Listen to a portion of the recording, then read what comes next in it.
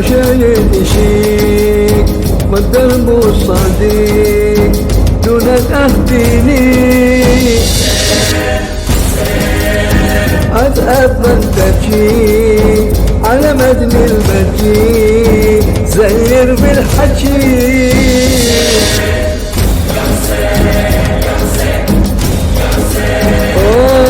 أمي حازم بالراية كاسد له ما شايف قدوتي صلى أمشي يؤدي عاض والله لدموعي من يصاب موضوعي إلا الكون بدري في عليك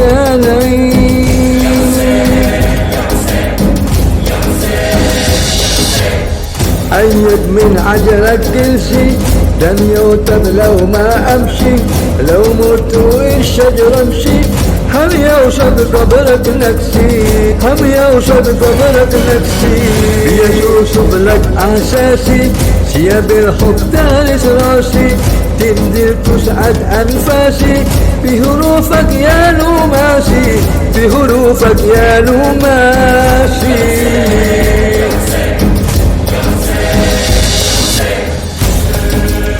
رايح الطريق كل خطوة قريب أزحف لك تحية قلبي بوصله أشر كربلاء أقرأ البسملة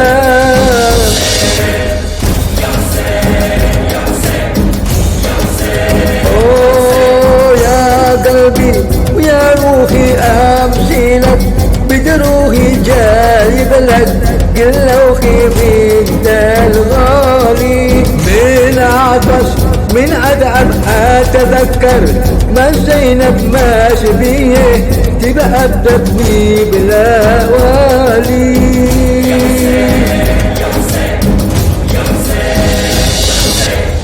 عطش بالما يكبالي وحضر عبد الله غالي أقعد يم هدا خالي ويا عاجب موالي ويا عاجب موالي يا الألوانة محتوفة حكي جمع المدروفة أما كد على حتوفة ما ضاير جاوي شوفة ما ضاير جاوي شوفة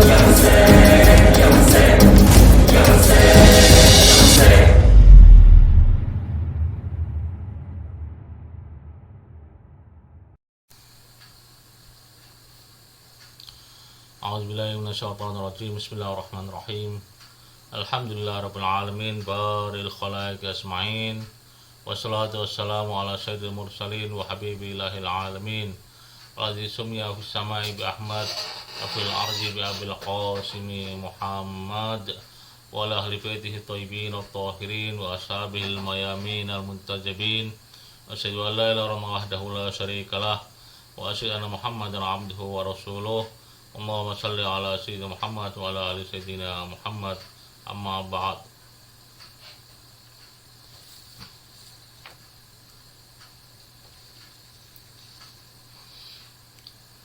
صلى الله عليك يا مولاي يا أبا عبد الله صلى الله عليك يا مولاي يا ابن رسول الله يا عبرة المؤمنين ويا رحمة الله الواسعة ويا باب نجاة الأمة ما خاب سيدي من تمسك بكم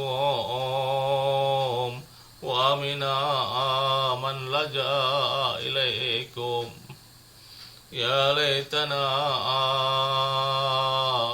كنا معكم فنفوز فوزا عظيما. السلام عليك يا أبا عبد الله وعلى الأرواح التي حلت بفنائك عليكم مني جميعا سلام الله أبدا ما بقيت وبقي الليل والنهار. يا أبا عبد الله لقد عظمت الرزية وجلت وعظمت المصيبة بك علينا وعلى جميع أهل الإسلام. أعظم الله أجورنا بمصابنا بالحسين عليه السلام وجعلنا وإياكم من الطالبين بثاره مع وليه الإمام المهدي من آل محمد عليهم السلام.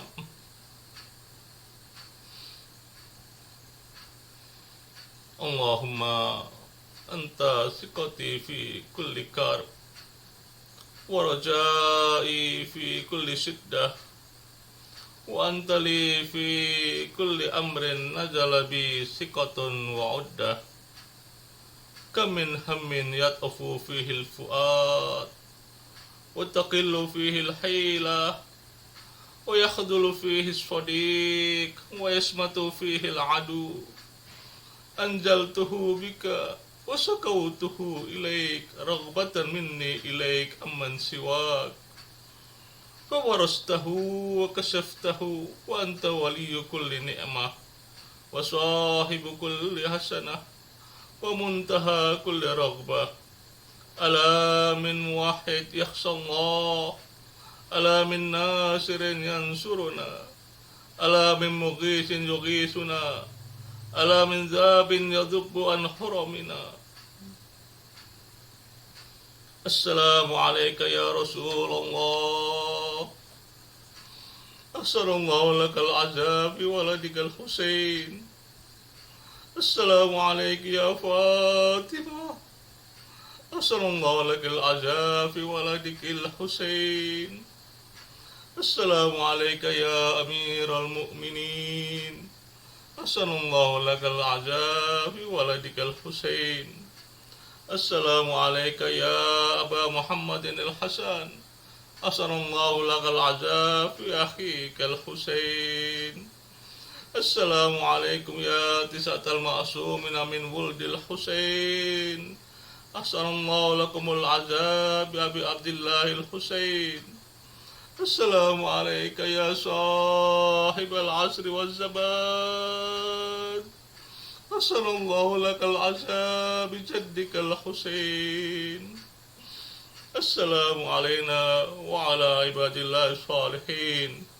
السلام عليكم جميعا ورحمة الله وبركاته.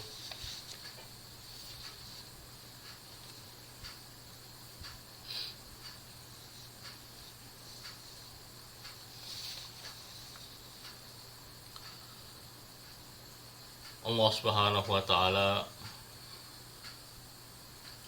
berfirman, A'udzubillahi minasyaitonir rajim. Bismillahirrahmanirrahim.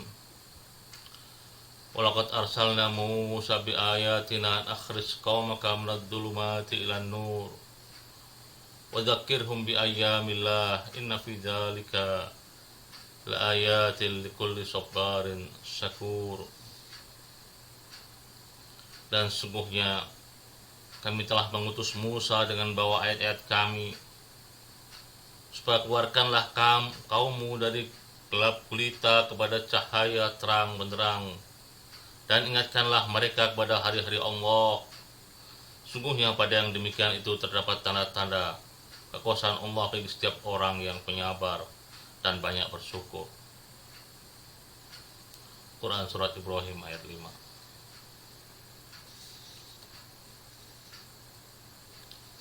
Para pecinta Al-Husain,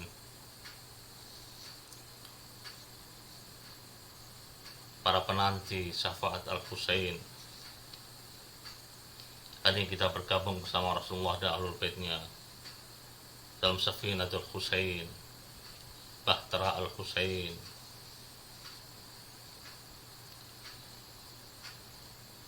Dalam ayat ini Allah Subhanahu wa taala memberikan perintah kepada Nabiullah Musa supaya mengeluarkan kaumnya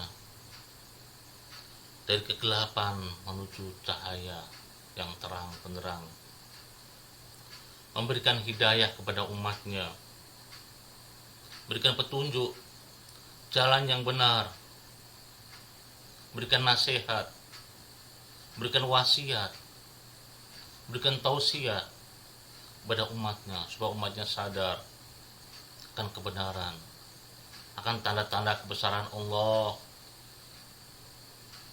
akan tunduk kepada Tuhan pencipta alam semesta.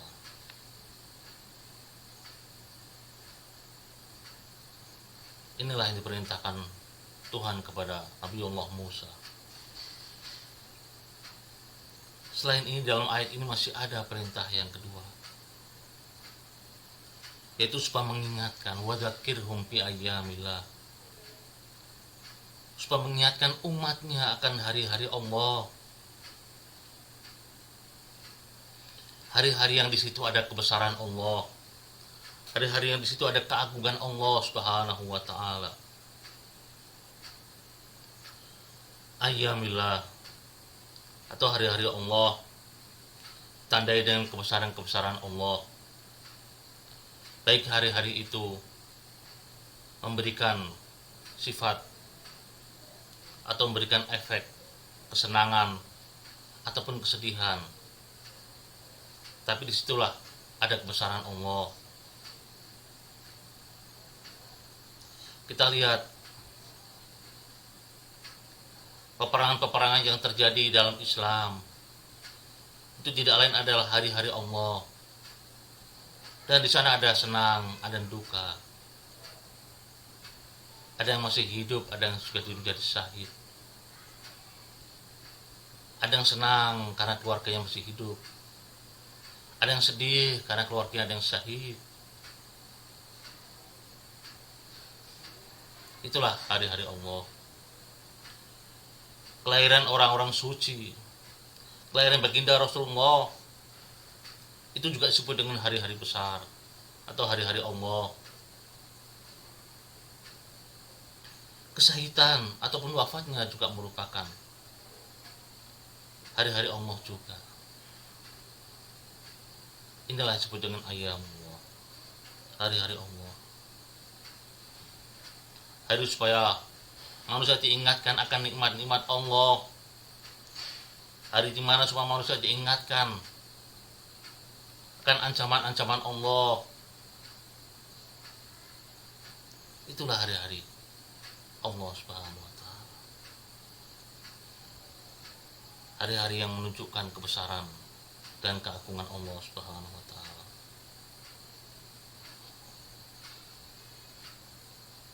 Bulan Muharram juga tidak luput dari sebutan dari hari-hari Allah. Bulan Muharram yang di dalamnya ada hari ke-10 yang kita sebut dengan Asyura. Itu juga termasuk bagian dari hari-hari Allah. Hari pembantaian keluarga Nabi secara sadis dan brutal. Tidak ada peristiwa yang sangat menyayat hati seperti yang dialami oleh Abu Abdullah Al-Husain.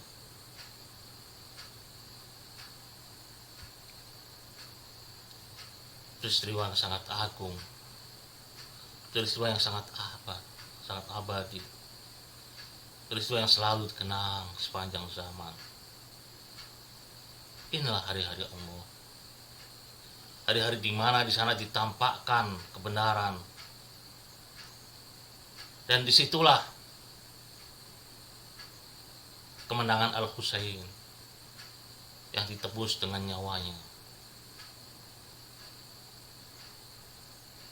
Lewat sabda beliau, in kana dinu Muhammadin lam yastaqim illa biqatli faya sufu khudini.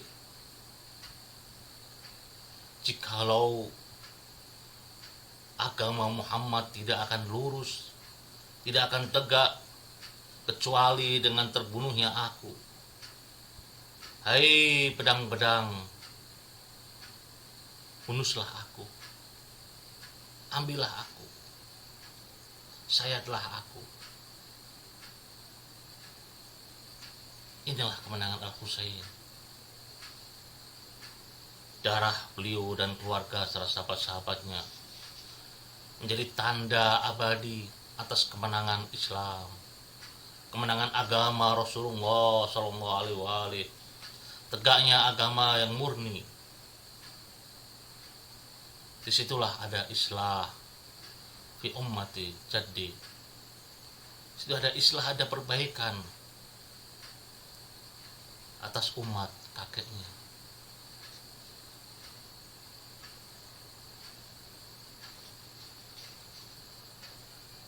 Diriwayatkan dari Imam Ridho alaihissalam, kejadian semisal Al-Husain alaihissalam, hendaklah menangislah bagi yang hendak menangis, karena tangisan untuknya akan mengukurkan dosa-dosa besar. Kemudian belum melanjutkan, ketika bulan Muharram tiba, ayahku tidak kelihatan tertawa, seakan ada yang mengalahkannya hingga 10 hari. Ketika tiba hari ke-10, hari musibahnya dan kesedihannya serta tangisannya, inilah hari terbunuhnya Al-Husain alaihissalam. Al-Imam Ridho menceritakan bagaimana dirinya, ayahandanya Imam Musa Al-Kadzim selalu bersedih di bulan Muharram ini hingga 10 hari, tidak kelihatan tertawa sedikit pun. Maka hendaklah bagi kita sebagai pengikutnya, pecinta Ahlul Bait, kita pun juga bergabung untuk terus bersedih, menangis. Bukankah kita mengaku cinta kepada Al-Husain? Rasulullah bersabda sallallahu alaihi wasallam, Husainu minni wa ana min Husain, ahabballahu man ahabba Husaina. Husain dariku dan aku dari Al-Husain. Allah mencintai siapa saja yang mencintai Al-Husain. Kita mengaku cinta kepada Al-Husain, tapi apa bukti kecintaan kita kepadanya? Apa yang akan kita hadirkan kelak di depan baginda Rasulullah atas kecintaan kita kepada Al-Husain? Bukti apa? Bagaimana kita menampakkan kecintaan kita, mengekspresikan kecintaan kita kepada Al-Husain? Di sana ada beberapa jalan yang bisa kita ekspresikan sebagai bentuk cinta kita kepada Al-Husain. Yang pertama adalah dengan mempelajari Al-Husain, mempelajari sirahnya, kehidupannya, mengenalnya, siapa Al-Husain, bagaimana kedudukan beliau di dalam Islam, di sisi Rasulullah. Yang kedua, iqamatul majalis atau iqamatul majalisil azza, mendirikan majelis-majelis azza dengan tangisan dan rintihan. Dan sekarang kita sudah melakukan hal yang kedua ini sebagai bukti cinta kita pada Husain. Kita membuat majelis-majelis azza, kita menangis, kita merintih apa yang telah menimpa kepada Abu Abdillah Al-Husain dan keluarganya serta sahabat-sahabatnya. Dan yang ketiga sebagai bukti kita cinta kepada Husain adalah dengan al-khidmah wal nusrah, dengan berkhidmat dan membantu orang lain. Ini adalah bentuk kecintaan kita kepada Al-Husain. Kita mengekspresikan karakter Al-Husain dalam kehidupan kita dengan al-khidmah wan nusrah, dengan berkhidmat dan menolong orang lain yang membutuhkan. Dan yang keempat adalah kita berziarah kepada Al-Husain. Kita datangi, kita kunjungi makamnya. Mudah-mudahan kita semua mendapat rezeki untuk bisa berziarah ke makam Al-Husain.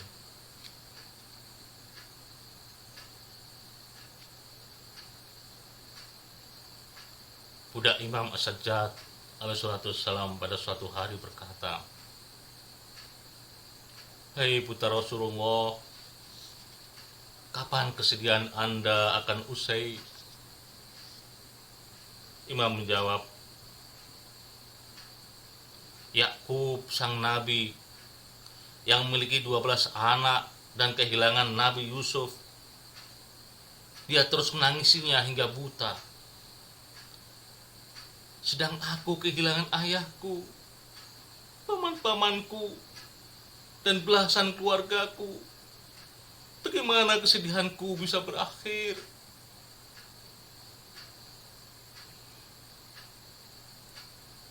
Kita tahu 12 putra Yakub, hanya satu yang hilang, yaitu Yusuf. Dan hilangnya pun bukan mati. Ini saja sudah harus ditangisi dengan waktu yang begitu lama, bertahun-tahun, hingga matanya memutih dan buta. Maka bagaimana dengan Al-Imam Sajjad? Bagaimana dia bisa berhenti menangis, berhenti bersedih? Warganya dibantai, saudara-saudaranya, kerabatnya, sahabat-sahabatnya, semuanya bantai padang Karbala. Bagaimana mungkin beliau akan berhenti untuk bersedih, berhenti untuk menangis? Ini kesedihan yang luar biasa. Kita bisa bandingkan Nabi Yakub dengan Imam Sajjad. Banyak sekali hadis yang meriwayatkan bahwasanya Rasulullah SAW berkali-kali menangis untuk Al-Husain. Mengapa Rasul menangis? Apa karena Al-Husain sebagai cucunya? Tentu tidak. Ada makna yang tertinggi dari sebuah perilaku Nabi. Apalagi beliau menangis berulang kali. Kita tahu bahwasanya Nabi adalah suri tauladan.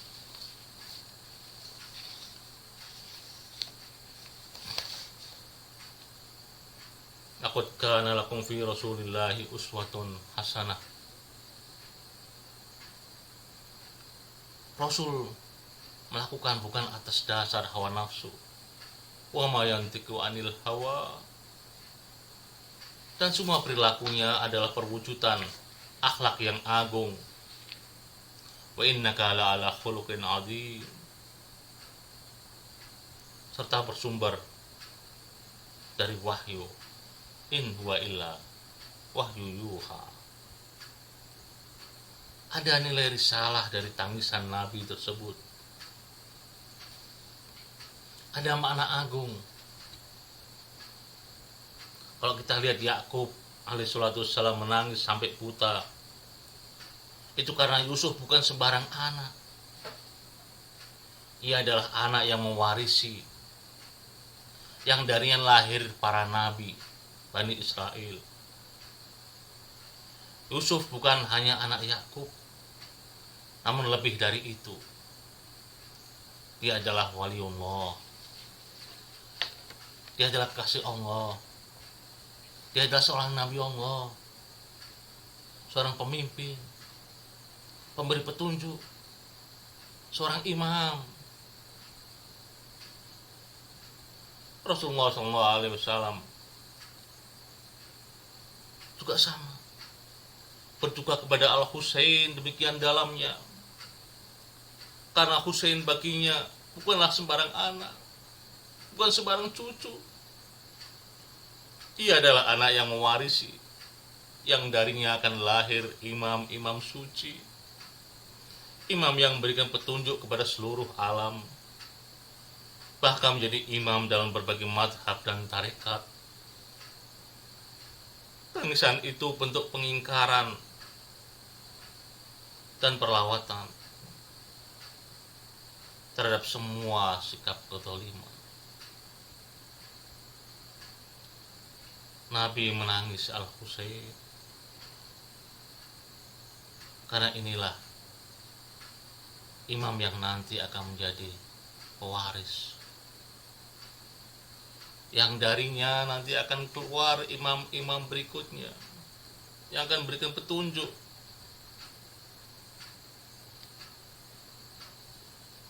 Al-Husain adalah seorang imam yang terbunuh, dan terbunuhnya pun juga memberikan pelajaran bagi yang lainnya. Beliau pernah mengatakan, ana qatilul abaro, aku adalah korban pembunuhan yang bisa memberikan pelajaran kepada yang lainnya. Kesyahidan Al-Husain adalah pelajaran agung bagi kita semuanya. Setiap mukmin akan mengingat Al-Husain, akan mengambil pelajaran yang begitu besar darinya, dan dia tidak akan lepas dari tangisan, tidak akan lepas dari kesedihan dan rintihan.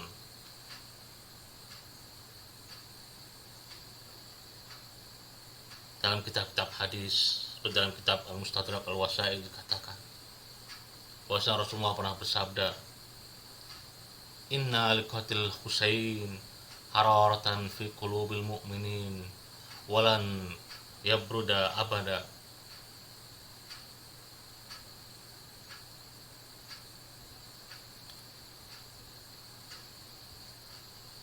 Inna liqatil Husain, sungguhnya terbunuhnya Al-Husain hararatan, menciptakan bara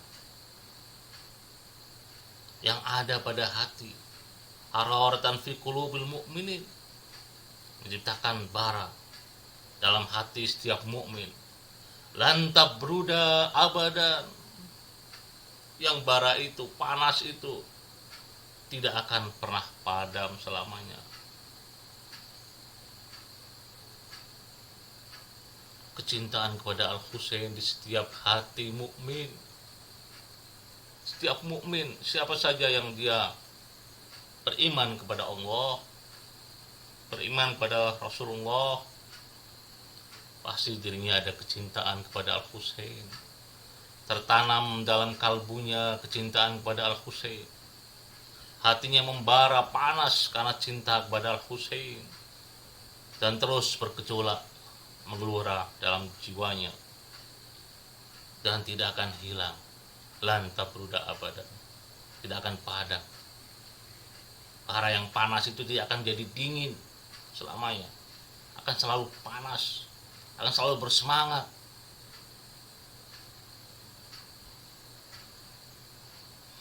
Menangis untuk Al-Imam Husain adalah menjaga nama, menjaga sifat-sifatnya, karakternya, dan mengikuti jalan ini. Kita menginjakkan kaki kita pada garis Al-Husain. Tangisan kita atas Al-Imam Husain bukan hanya sekedar tangisan atas mayat, atas jenazah, namun yang merupakan senjata yang ampuh untuk memusnahkan segala macam bentuk kezaliman, serta mengikat jiwa dengan kesemangatan, patriotisme, serta kesetiaan kepada pemimpinnya.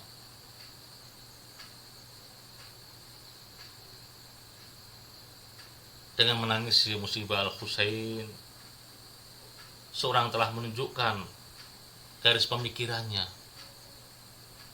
dan mengumumkan kebenciannya terhadap para musuh Al-Imam Husain.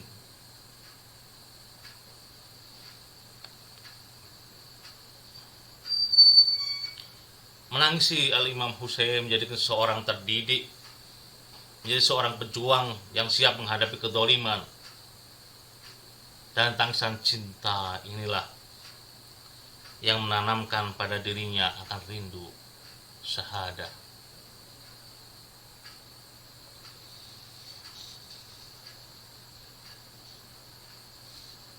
Al-Hakim An-Naisabur dalam kitabnya Mustadrak As-Sahihain riwayatkan bahwa Rasulullah SAW keluar menemui para sahabatnya setelah malaikat Jibril memberitahukan tentang terbunuhnya Al-Husain.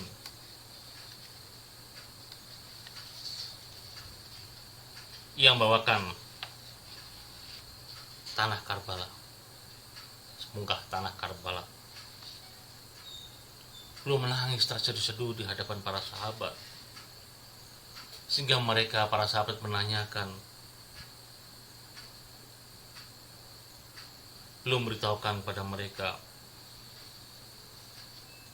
bahwa beberapa saat yang lalu Jibril mendatangiku, kata Rasulullah kepada sahabat-sahabatnya, dan membawakan tanah Karbala ini. Lalu dia mengatakan kepadaku bahwa di tanah itulah cucuku Al-Husain akan terbunuh.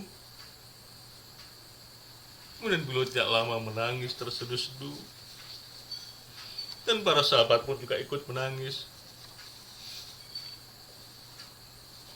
Inilah maktam yang pertama kali ada di dunia Islam. Oleh sebab itu sebagian ulama mereka mengatakan bahwa majelis Aza, majelis Al-Husain yang pertama kali didirikan di Islam adalah di zaman Rasulullah SAW. Di waktu ketika Al-Husain dilahirkan, disitulah majelis Ahya didirikan oleh baginda Rasulullah dan sahabat-sahabatnya. Maka sudah selayaknya kita sebagai pengikut baginda Rasulullah, pengikut sahabat Nabi yang mulia, kita juga ikut bergabung dalam kesedihan di hari-hari seperti ini.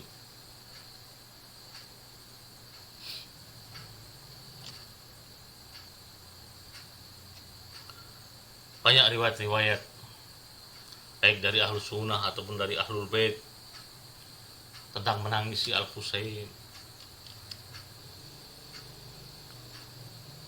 Kita lihat ketika Fatimah baru saja melahirkan,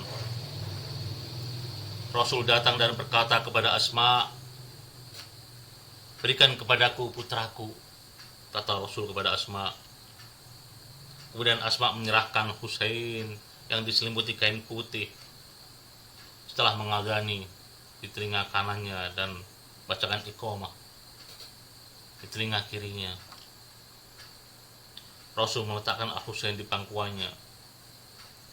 Wajah Rasul yang sebelumnya begitu gembira, begitu senang dengan kelahiran Al-Husain, tiba-tiba berubah menjadi sedih. Rasul menangis, jenggotnya basah oleh cucuran air mata.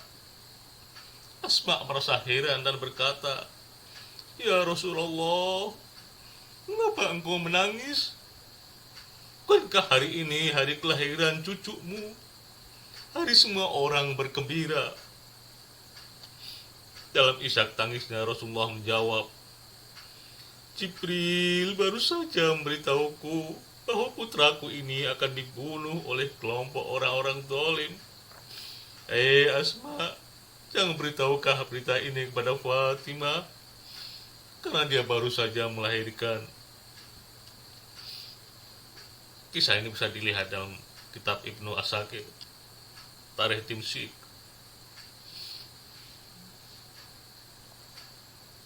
Tentang Rasul menangisi Al-Husain Aisyah juga pernah meriwayatkan, suatu ketika Al-Husain yang kecil datang merangkak menuju baginda Rasul yang sedang berbaring. Tapi aku menghalanginya. Tidak berapa lama kemudian aku melihat Rasul bangun dan terisak-isak, menangis. Aku bertanya, "Mengapa engkau menangis?" Rasul menjawab, "Jibril baru saja datang memperlihatkan kepadaku tanah di mana cucuku Al-Husain terbunuh. Allah murka kepada orang yang membunuhnya."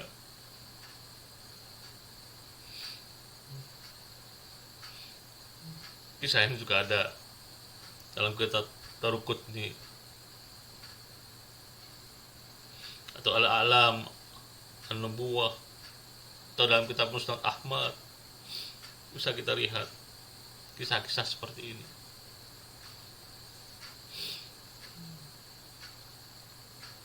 Masih riwayat dari Sayyidah Fatimah Zahra.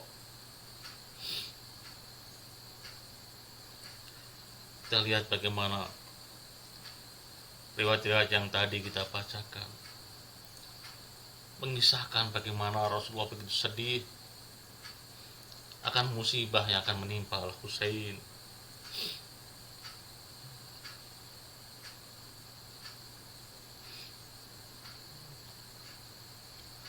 Kita lihat kecintaan baginda Rasulullah kepada Al-Hasan wal Husain.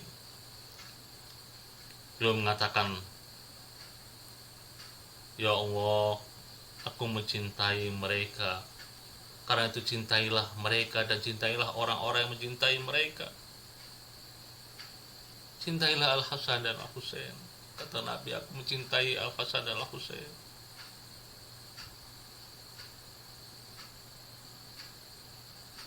Orang-orang yang mencintai keduanya maka akan dicintai oleh Allah Subhanahu wa Ta'ala.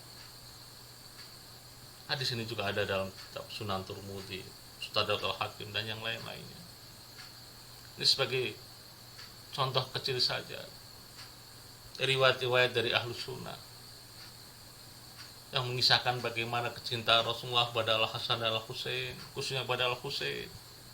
Beliau sampai menangisinya, bahkan di hari kelahiran Al-Husain.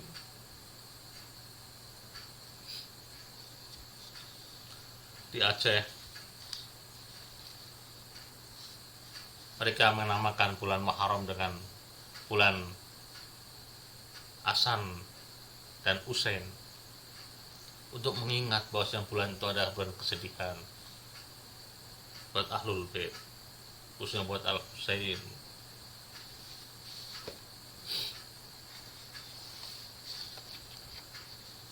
Kita lihat beberapa riwayat juga dari Ahlul Bait hampir sama, mengisahkan tentang kesedihan dan menangisnya baginda Rasulullah atas musibah Al-Husain. Diriwayatkan dari Sayyidah Fatimah juga,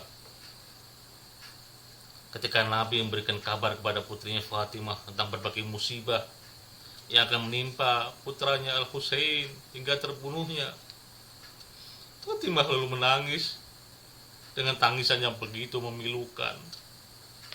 Kemudian beliau bertanya, "Wahai ayahku, kapankah hal itu akan terjadi?"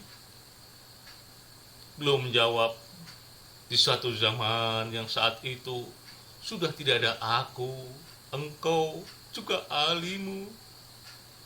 Maka bertambahlah tangisan Fatimah. Kembali Fatimah bertanya, "Siapakah nanti yang akan menangisinya?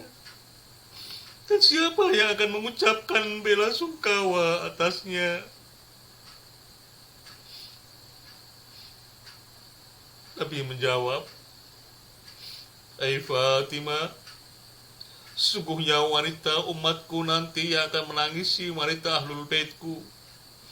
Sedangkan yang laki-laki akan menangisi laki-laki Ahlul Baitku yang selalu mengucapkan bela sungkawa, mengadakan acara azan setiap tahunnya.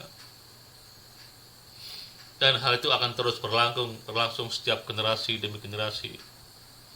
Ketika tiba hari kiamat, engkau akan berikan syafaat untuk kaum wanita, dan aku akan berikan syafaat untuk kaum laki. dan siap yang menangis atas musibah Al-Husain, aku akan mengangkatnya dan masukkannya ke surga. Hei Fatimah, setiap mata akan menangis di hari kiamat, kecuali mata yang menangisi musibah Al-Husain.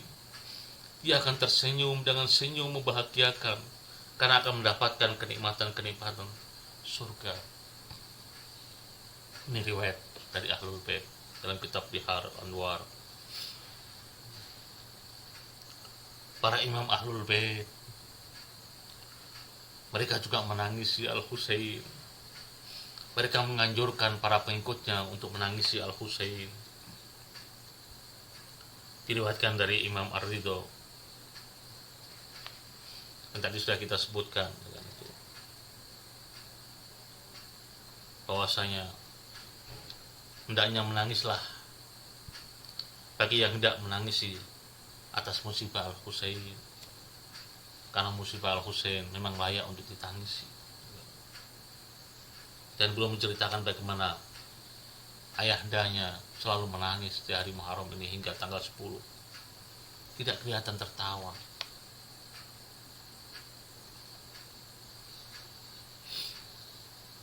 Inilah hadis-hadis dalam Ahlul Bait. Bagaimana para imam pun juga menganjurkan supaya kita menangis.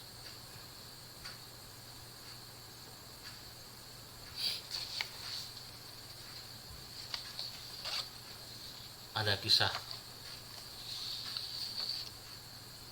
ada tausiah dari Al-Habib Ahmad bin Naufal bin Salim bin Jindan bin Syekh Abu Bakar bin Salim. Beliau pernah menceritakan kisah seperti ini. Saya akan bacakan tausiah yang beliau sampaikan tentang menangisnya baginda Rasulullah atas musibah Al-Husain.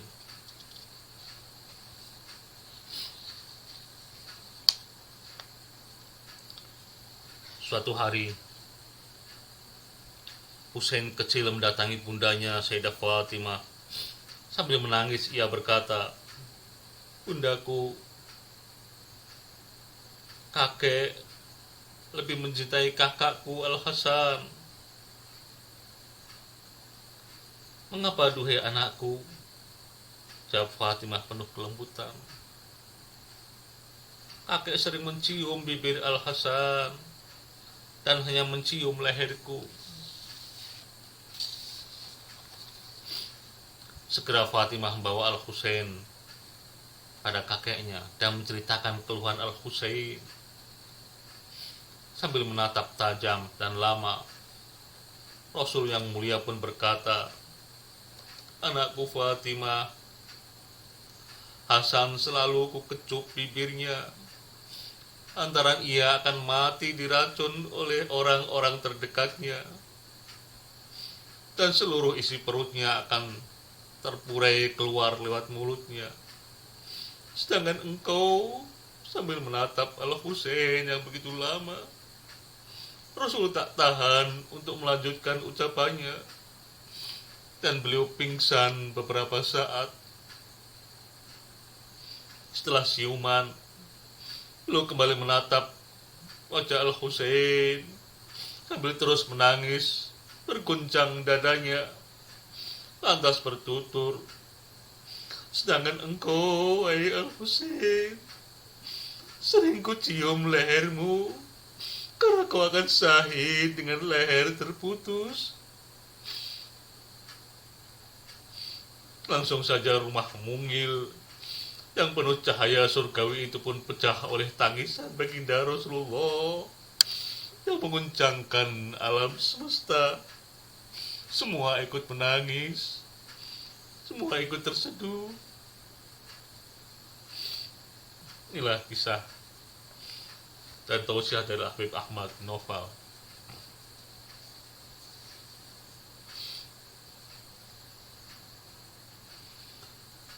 Dalam kitab Wasail Syiah Al-Qoma Al-Hadrami, beliau meriwayatkan bahwa Imam Baqir pada hari Asyura dan mengadakan majelis duka di rumahnya. Beliau berkata kepada orang-orang yang berada di rumahnya, hendaknya kalian berduka atas Imam Husain dan ucapkan bela sungkawa sama kalian atas musibah yang menimpa Imam Husain. Inilah awal ucapan takziah yang diajarkan oleh Imam Baqir pada kita, supaya kita saling mengucapkan ucapan takziah atas musibah yang menimpa Al-Husain. Almarhum Al-Muhaddis Al-Amili dalam kitab Wasail menukil dari Ibnu Qaulimah dari kitab Kamil Az-Ziyarah, dan juga dalam Misbah Al-Mutahajjid karya Syekh Tusi. Di sana ada riwayat dari Malik Al-Juhani, perawi sekaligus peneliti Asyura pada masa Imam Muhammad Al-Baqir. Beliau mengatakan bahwa Imam Baqir bertanya, bagaimana kita saling bertakziah? Imam menjawab,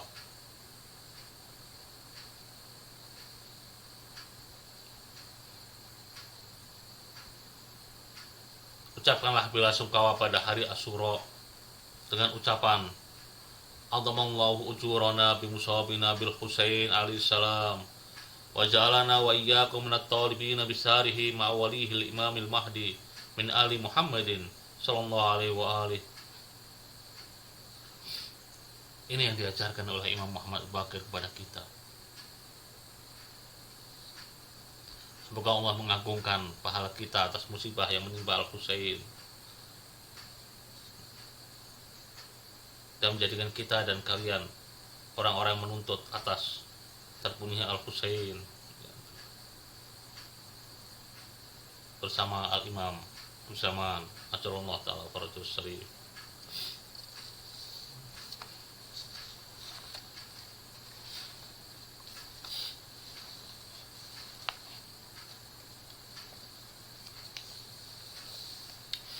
Inilah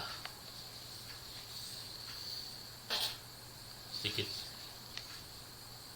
mauidhah pada hari ini yang bisa kita sampaikan tentang tangisan untuk Al-Husain.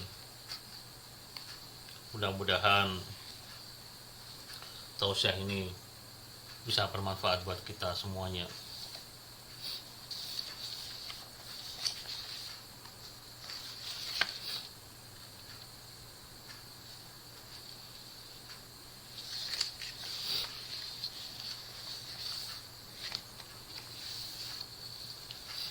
Kita sebelum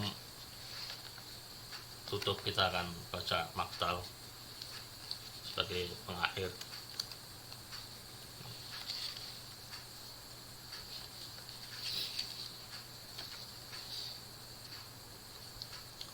Lima 50 tahun setelah jasad Rasulullah dibaringkan di samping Masjid Nabawi, dunia Islam telah terbentang meliputi hampir setengah bumi. Gembala-gembala onta kini berpesta pora di istana-istana. Mereka telah menaklukkan Romawi dan Persia. Suara adzan bergema mulai dari kota Alexandria di Mesir sampai ke dusun-dusun kecil di Azerbaijan. Berkat perjuangan baginda Rasulullah, orang-orang Arab yang miskin kini menjadi penguasa dunia. Bangsa yang semula terasing di Sahara sekarang menentukan sejarah umat manusia. Di Madinah, tak jauh dari para rasul yang agung, putra pendiri Islam tinggal dalam gubuk yang sederhana. Pada malam-malam yang dingin ia habiskan waktunya dalam rukuk dan sujud. Zikirnya menyobek kesepian malam, melantunkan lagu-lagu suci para nabi. Lihatlah, ia datang berziarah ke pusara kakeknya. Ia merintih, mengadukan keadaan umat yang ia saksikan. Dalam gemerlap istana para penguasa, cahaya Islam telah padam. Dalam bentangan daerah kekuasaan mereka, kaum mukminin yang saleh menderita karena penindasan. Istana-istana telah didirikan dengan merampas hak orang-orang yang lemah. Anggur yang diedarkan dalam cawan-cawan merah diperah dari keringat dan darah kaum muslimin. Musik-musik pun dimainkan dengan membungkam suara pejuang kebenaran. Ia sampaikan kepada Nabi apa yang dilakukan umatnya. Nabi pernah berpesan agar umatnya melihara dua pusaka yang ditinggalkannya, kitab Allah wa itrati, kitab Allah dan ahlul baitnya. Namun sekarang Al-Quran hanya tinggal bacaan. Para ulama sewaan memutarbalikkan maknanya. Lalu di mana keluarga Nabi yang agung? Di mana Bahtera Nuh? Di mana gemintang petunjuk jalan? Ali dikhianati bekas pengikutnya. Ketika ruku pedang menebas kepalanya dan darah membasahi jenggotnya. Padahal di zaman Rasul yang agung, ketika ruku, Ali menyerahkan sedekahnya kepada peminta-pemintanya. Masih terngiang ucapan baginda Rasulullah kepada Ali, "Hei Ali, tidak akan mencintaimu kecuali orang mukmin, dan tidak akan membencimu kecuali orang yang munafik." Ketika Ali berperang tanding dengan Amr bin Abdul Wud di Khandaq, Nabi sujud dan berdoa, "Ya Allah, Engkau telah mengambil Ubaidah pada perang Badar dan Hamzah pada perang Uhud. Janganlah Engkau ambil Ali, jangan tinggalkan aku sendiri." Lalu Ali menang. Rasulullah meluknya dengan penuh air mata kebahagiaan. Kini putra Ali, Al-Husain, mendengar para khatib melaknat ayahnya di mimbar-mimbar. Ali yang meruntuhkan benteng Khaybar, yang memenangkan perang Badar, kini dicaci maki di setiap mimbar. Ali, suami putri kesayangan Rasulullah, dianggap murtad dari agama. Ali yang tidur di ranjang Rasulullah ketika Nabi berangkat hijrah, yang mengantarkan hijrah keluarga Nabi dengan berjalan kaki ratusan kilometer sehingga melepuh kedua kakinya, kini harus dimusuhi kaum muslimin. Al-Hasan bersedia berdamai asalkan Muawiyah menghentikan kecaman terhadap ayahnya.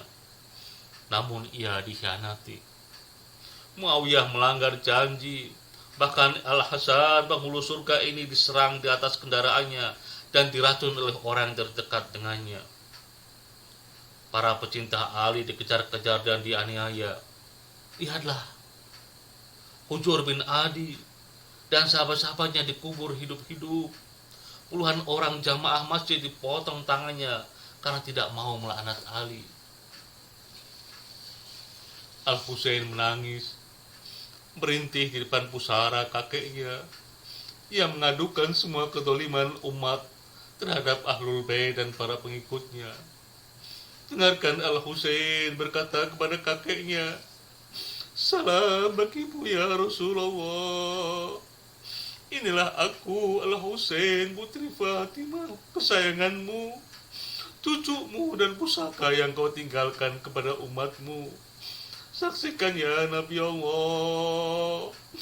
Mereka telah menghinaku, menyanyiakan aku dan tidak menjagaku. Aku mengadu kepadamu sampai aku bertemu denganmu."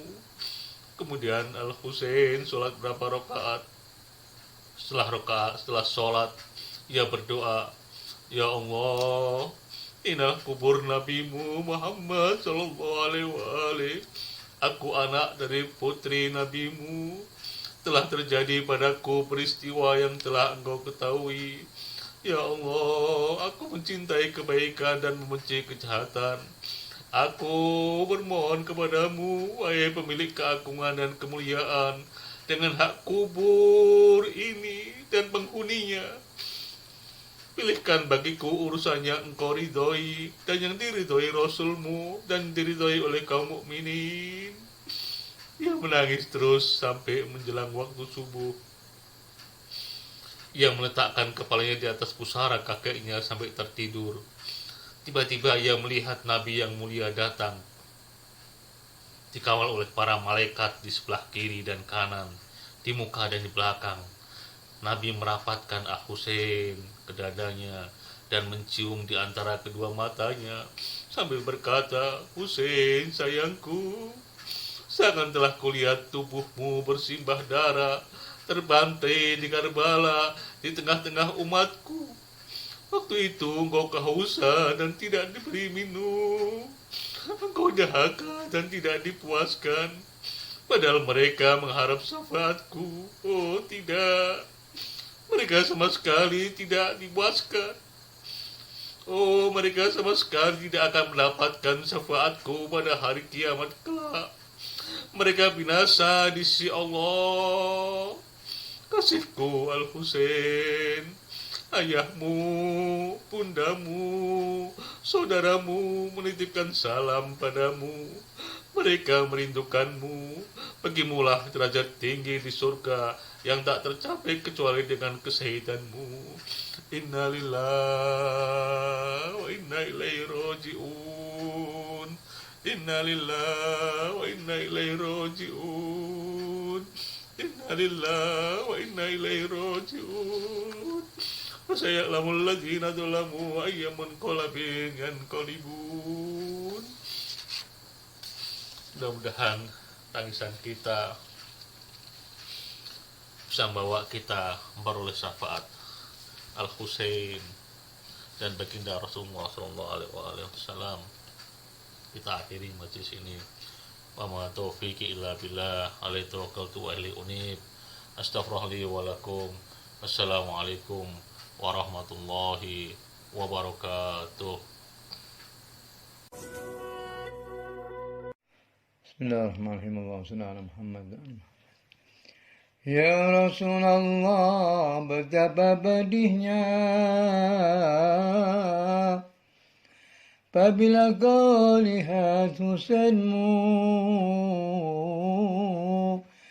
yang tanpa dosa, tanpa celah, dibunuh, disiksa umatmu. Memerah sudah bumi Karbala, tertumpah darah Husainmu. Kini terbanjiri air mata, tertumpah dari mata umatmu. Karbala, Karbala, oh Karbala, seakan diriku, dirimu. Tragedi itu kembali menjelma, berkecamuk dalam dadaku. Ya Husain, ya Husain, oh ya Husain, kenapa harus dengan darahmu? Karbala memerah, mengerikan, menyayat kalbu umat kakekmu. Ya Husain, ya Husain, ya Husain, luaskanlah tanah Karbalamu, walau telah semerbak darahmu. Tentu saja bagi yang mengenalmu, inikah balasan mereka terhadap Rasul tercinta yang telah mengorbankan raga untuk kepentingan semua. Salawat ke atas mereka, salam bagi Syiah mereka, pintaan syafaat dari kami. Semoga Allah ridai. Hanya kebenaran dan keadilan yang akan ditegakkan Husainmu hingga ia berkorban segalanya demi terjaganya syariatmu. Karbala, Karbala, oh Karbala, masih lekat pada ingatanmu, pada jerit dan tangis yang membawa hana, yang menghujani dirimu. Ya Husain, ya Husain, oh ya Husain, maafkanlah kami tak bersamamu, serahkanlah gato berkorban demi mengenang dirimu. Ya Husain, ya Husain, ya Husain, kenapa harus dengan kepalamu Karbala jadi tempat arakan? Oh ya Husain, sangat menyedihkan. Mengalir darah syuhada di padang gersang Karbala, di situ kubur syuhada menyambut seruan yang esa. Ya Ilahi, saksikanlah, ya Ilahi, adililah terhadap perbuatan mereka kepada ahli Rasulnya. Allahumma salli ala Muhammad wa ali Muhammad. Allahumma salli ala Muhammad wa ali Muhammad. Allahumma salli ala Muhammad.